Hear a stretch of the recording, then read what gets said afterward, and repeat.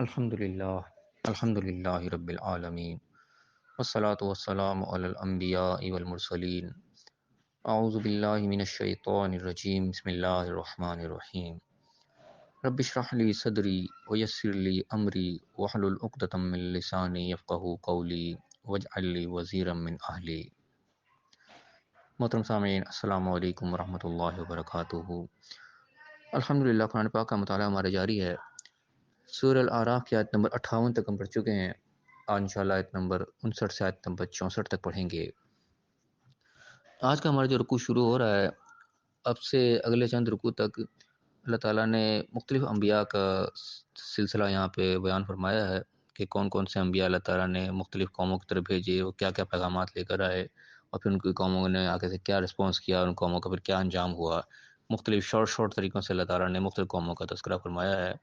اور یہ جو بھی تذکرہ اللہ نے فرمائے ہیں، اس کا کوئی مقصد کوئی قصہ سنانا، کہانی سنانا یقیناً نہیں ہے۔ ان واقعات کے اندر، ان قصوں کے اندر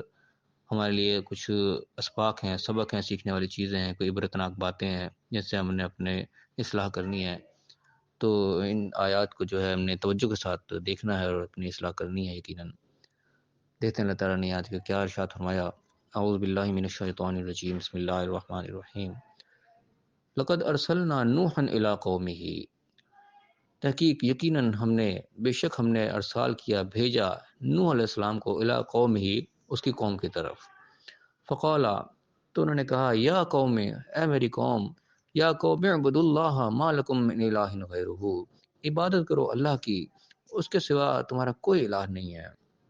یہ سب سے پہلا پیغام جو نوح علیہ السلام نے اپنی قوم کو پہنچایا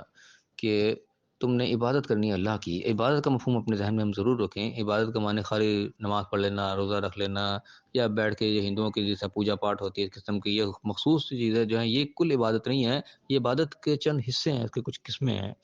عبادت کا اصل مفہوم ہوتا ہے غلامی کے۔ عبد کہتے ہیں غلام کو ہیں، عبادت کا مطلب غلامی ہے۔ تو غلامی ہم سمجھتے ہیں کیا چیز ہوتی ہے۔ غلام کا کیا کام ہوتا ہے؟ اس نے اپنے آقا کے ہر آرڈر کو ماننا ہوتا ہے۔ غلام کا کام ہے آقا کے سامنے یس سر کرنا۔ غلام نو کی کوئی آپشن غلام کے پاس نہیں ہوتی۔ یہ واحد ہم غلام ہیں جس کو اللہ تعالیٰ نے نو کرنے کی بھی آزادی دے رکھی ہے کہ ہم نو بھی کر دیتے ہیں اس کو، ہمیں فوری طور پر سزا نہیں ملتی، لیکن یہ سزا ہماری آخرت کے لیے پھر سٹور ہو جاتی ہے۔ اس کا حساب اللہ تعالیٰ نے آخرت میں لینا ہے۔ دنیا کے اندر جو غلامی ہوتی ہے وہاں اس کو نو کی اجازت نہیں ہوتی، نو کیا نہیں اور بس اس کا سر قلم کر دیا جاتا تھا۔ پرانے دور میں غلامی ایسی ہوتی تھی کہ نو کی کوئی اجازت نہیں ہے، جو ہے اس نے اس کو یس کرنا ہے۔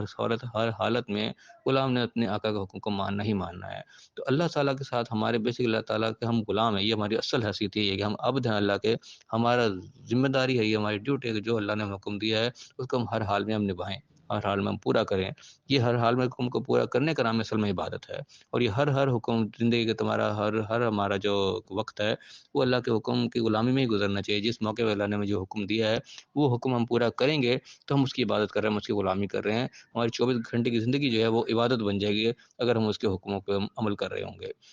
یہ نماز، روزہ، حج، زکوٰۃ، یہ بھی اس کی عبادت کے چند حصے ہیں۔ یہ بھی اللہ کے احکامات میں سے حکم ہے، یہ ہم نے ماننا ہے تو ہم عبادت کر رہے ہیں۔ باقی بھی جو اللہ کے احکامات پوری زندگی کے لیے ہمارے ہیں وہ تمام احکامات بھی ہم اللہ کے حکم کے مان رہے ہوں گے۔ ہم اس کے حلال کما رہے ہیں تو حلال کما رہے ہیں، اس میں حرام کی ملاوٹی ہم کر رہے ہیں، کسی سے کو بات کر رہے ہیں، کسی معاملات کر رہے ہیں، سچ پر مبنی کر رہے ہیں، کوئی اس میں جھوٹ، فریب، دھوکہ ہم کچھ نہیں کر رہے۔ تو یہ ہماری ہر چیز، ہمارے دنیاوی معاملات، ہمارے کاروبار، کام،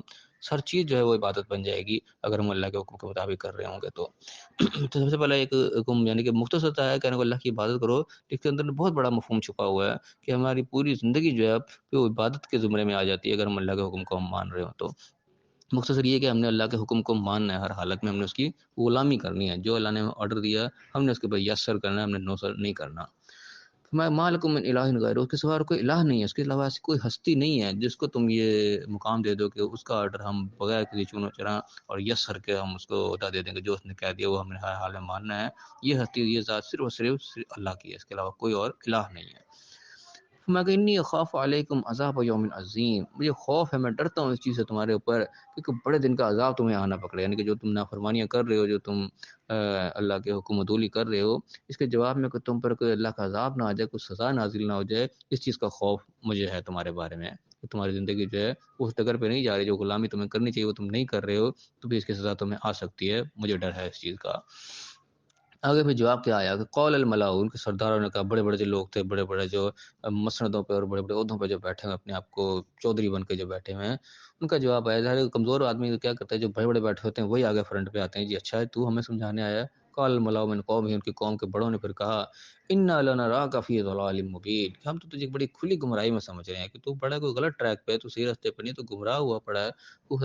سوچ رہا ہم ویسے کسی کی غلامی میں لگ جائیں، جو کوئی ہم اس کے بس ماننے لگ پڑے ہیں، ہماری اپنی زندگی ہے، ہماری اپنی سوچ ہے، ہمارا اپنا ایک ویژن ہے، ہم تو اس کے مطابق چلنا ہے، ہمارا اپنا ایک نصب العین ہے، ہمارے اپنے منزلیں ہیں، ہم تو اس کے اوپر رواں دواں ہیں۔ کچھ چیزیں جو ہمیں ملی ہیں، اپنے بڑوں سے ملی ہیں، بزرگوں سے ملی ہیں، وہ اس کے اوپر یعنی کہ قائم ہوتے تھے، تو اس کے جو ہٹ کے کوئی بات کرنے آ گیا تو انہوں نے کہا تم تو گمراہ، تم کون سی بات کرنے لگ پڑے۔ پھر جواب دیا، قال یا قوم، کہا اے میری قوم، لیس بی ضلالۃ، میں کوئی گمراہ نہیں ہوں، میں کسی غلط راستے پر نہیں ہوں، ولکنی رسول من رب العالمین، میں تو پیغامبر ہوں، پیغام پہنچانے والا ہوں، رسول ہوں، بھیجا گیا ہوں رب العالمین کی طرف سے، تمام جہانوں کا، سب کا رب ہے، سب کا مالک ہے، سب کا اونر ہے، اس کا میں پیغمبر ہوں، اس کے پیغامات تم تک پہنچا رہا ہوں، ابلغکم رسالات ربی، اپنے مالک کے پیغامات تم تک پہنچا رہا ہوں، وہ انصح لکم، تمہیں نصیحت کر رہا ہوں، وہ عالم من اللہ ما لا تعلمون، میں اللہ کی طرف سے وہ کچھ جانتا ہوں جو تم نہیں جانتے، یعنی کہ میرے پاس جو سورس ہے، میرے پاس جو اللہ کی طرف سے وہی آ رہی پیغامات آ رہے ہیں، میں کسی گمراہی پر نہیں ہوں میں اللہ کی طرف سے جو پیغام آ رہے ہیں وہ پیغامات تم تک پہنچا رہا ہوں، میں اس کا پیغامبر ہوں، پیغام جو میرے پاس آ رہے ہیں وہ میں تم تک پہنچا رہا ہوں، اس کے علاوہ اور کچھ نہیں ہے، تو میں نصیحت کر رہا ہوں، تمہارے ساتھ کوئی زبردستی نہیں کر رہا، تمہیں کسی غلط ٹریک پہ نہیں ڈال رہا، تمہیں صحیح راستہ بتا رہا ہوں جو صحیح راستے کی طرف جانے والا ہے، صحیح منزل کی طرف جانے والا ہے، اور میں وہ کچھ جانتا ہوں جو تم نہیں جانتے، کہ اس کا رزلٹ کیا نکلنے والا ہے تم نہیں جانتے، جس ٹریک پہ تم جا رہے ہو مجھے اللہ نے بتایا، سمجھایا کہ یہ ٹریک جا رہا ہے یہ کس طرف جا رہا ہے، میں تمہیں اس سے آگاہ کر رہا ہوں۔ میں کہ اب عجیب، تم کیا تمہیں عجیب لگ رہا ہے، انجاکم ذکر من ربکم، کہ تمہارے رب کی طرف سے، تمہارے مالک کی طرف سے تمہارے پاس نصیحت آئی ہے ایک، اس میں کیا عجیب ہے، اللہ رجل منکم، تم میں سے ایک مرد کے اوپر آ گئی ہے، لینذرکم، تاکہ تمہیں وہ خبردار کر دے، ولتتقوا، تاکہ تم بچ جاؤ، ولعلکم ترحمون، تاکہ تم پر رحم کر دیا جائے، یعنی اس میں تمہیں کیا چیز عجیب لگ رہی ہے، تمہارے لیے کوئی ایسا انوکھا کام تو نہیں ہوگا، تمہیں کوئی گائیڈ کیا جا رہا ہے، تمہیں گائیڈ لائن اگر کوئی دے رہا ہے، تمہارا اپنا ہی بندہ دے رہا ہے، کوئی باہر سے نہیں اٹھ کے آ گیا جو کہ تم جانتے ہو تمہارے بیچ کا ہی ہے، تمہیں ایک نصیحت کر رہا ہے، تمہیں ایک غلط راستے سے روک رہا ہے، تمہیں ایک اندھے کنویں کے اندر گرنے جا رہا ہے، تمہیں بچا رہا ہے، تمہیں نصیحت کر رہا ہے، تو اس میں تمہیں کیا عجیب لگ رہا ہے، تمہیں خبردار ہی کر رہا ہے، تمہیں الرٹ کر رہا ہے، کوئی زبردستی تو نہیں تمہارے ساتھ کر رہا، مسئلہ کیا ہے اس کا، یعنی کہ مقصد کیا ہے، لعلکم ترحمون، تاکہ تم پر رحم کیا جائے، تمہارے ساتھ اچھا سلوک ہو، تمہارے ساتھ کوئی ظلم نہ ہو۔ لیکن ہوا کیا، سارے کو سمجھانے کے باوجود بھی اللہ نے رزلٹ کیا بتایا، فکذبوہ، انہوں نے خود جھٹلا دیا، نہیں مانا اس کی بات کو، فانجیناہ والذین معہ فی الفلک، تو ہم نے اس کو بھی نجات دیا، لیکن نوح علیہ السلام کو بھی نجات دی، والذین معہ، جو ان کے ساتھ تھے، جو ساتھی جنہوں نے بات کو مانا تھا، جو ان کے ساتھ ہوئے تھے، فی الفلک، ایک کشتی کے اندر ان کو ہم نے نجات دے دی، واغرقنا الذین کذبوا بآیاتنا، ہم نے غرق کر دیا پھر ان لوگوں کو جنہوں نے اللہ کی آیات کو جھٹلایا، اللہ کی نشانیوں کو جھٹلایا۔ آیات کے معاملے میں ہم یعنی کہ ذہن میں رکھیں، اللہ کی قرآن کی آیات بھی جو اللہ تعالیٰ سے کتابیں نازل ہوئیں جو بھی، وہ بھی تمام نشانیاں ہوتی ہیں، اور اس کے علاوہ اللہ تعالیٰ نے جو ہمارے مشاہدہ کرنے کے لیے دنیا کے اندر جو نشانیاں رکھی ہیں وہ بھی نشانیاں بھی آیات ہیں، جو ان چیزوں کو جھٹلا دیتا ہے، چاہے وہ اللہ کی نازل کردہ کتاب کو جھٹلا دے، وہ بھی اللہ کی آیات کو جھٹلا رہا ہے، یا چاہے جو زمینی حقائق ہیں جو کچھ سامنے بتایا جا رہا ہے، خبردار کیا جا رہا ہے، ان چیزوں کو جو اگنور کر دے وہ بھی اللہ کی آیات کو جھٹلانے والا ہوتا ہے۔ اس جھٹلانے کا نتیجہ کیا نکلا کہ اللہ نے اس قوم کو ساری کو غرق کر دیا، صرف نوح علیہ السلام بچے جو اللہ کے پیغام پہنچا رہے تھے، اور جنہوں نے ان کی بات کو مان لیا، ان کے ساتھ ہو لیے، ان کو اللہ نے ایک کشتی میں بچا لیا، باقی سب کے سب غرق کر دیے گئے، ڈبو دیے گئے۔ فرمایا کہ انہم کانوا قوم عمین، کہ وہ لوگ اندھے لوگ تھے، یعنی کہ انہوں نے دیکھا ہی نہیں، ان کو دکھایا جا رہا تھا کہ یہ راستہ دیکھو کہاں جا رہا ہے، لیکن وہ آنکھیں بند کر کے اسی گڑھے کی طرف چلتے چلے گئے جس سے روکا جا رہا تھا، آخر اس گڑھے میں جا گرے، جس عذاب کا ان کو ڈر سنایا جا رہا تھا کہ تم پر عذاب آ جائے گا، مجھے ڈر ہے اس چیز کا، تم جس ٹریک پہ جا رہے ہو وہ عذاب کی طرف تمہیں لے کے جا رہا ہے، سزا کی طرف لے جا رہا ہے، تباہی کی طرف لے کے جا رہا ہے، اور وہ لیکن بچانے کے باوجود بھی، سمجھانے کے باوجود بھی وہ نہیں بچے، وہ اندھوں کی طرح اسی ٹریک کے اوپر چلتے چلے گئے، انہوں نے اپنے ٹریک کو صحیح نہیں کیا۔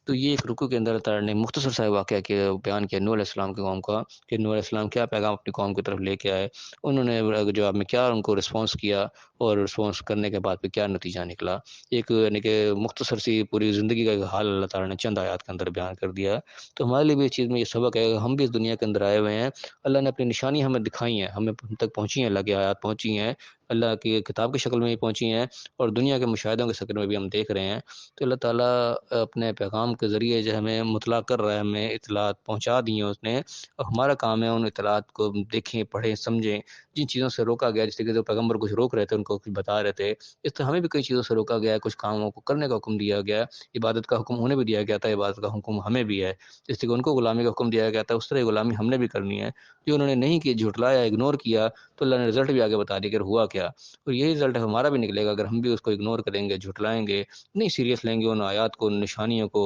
ان جو ڈو اینڈ ڈونٹس ہیں ان کو ہم سیریس نہیں لیں گے، تو یقیناً پھر ہمارا انجام بھی اسی قسم کا ہوگا۔ کیونکہ یہ واقعات بیان کرنے کا مقصد یہی ہے کہ ہم دیکھیں، سبق سیکھیں کہ پہلی قوموں نے جو غلطیاں کی وہ پھر کیا نتیجہ ان کا ہوا۔ ہم بھی اگر وہ غلطیاں کریں گے تو ہم بھی پھر اس نتیجے کے لیے تیار رہیں۔ اللہ تعالیٰ میں صحیح سمجھنے کے، صحیح عمل کرنے کی توفیق عطا فرمائے اور دنیا اور آخرت دونوں جگہ کامیاب فرمائے، آمین۔ وآخر دعوانا ان الحمد للہ رب العالمین۔